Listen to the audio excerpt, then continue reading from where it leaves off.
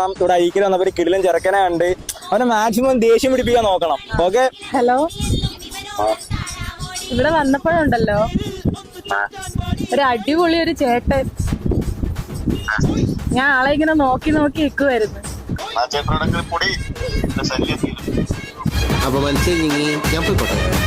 നിന്റെ ശല്യം തീരുമല്ലോ എനിക്ക്.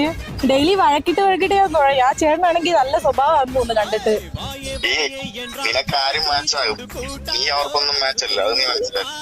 നിർത്തി അവമാനിക്കുവാണ്.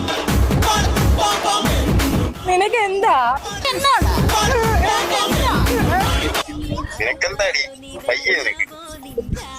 താൻ പോടോ. ആളെ എന്റെ അടുത്ത് അത് ഇഷ്ടമെന്ന് പറഞ്ഞാൽ ഞാൻ പോകും കേട്ടോ. പിന്നെ എന്നെ നോക്കിയേ കിട്ടത്തില്ല.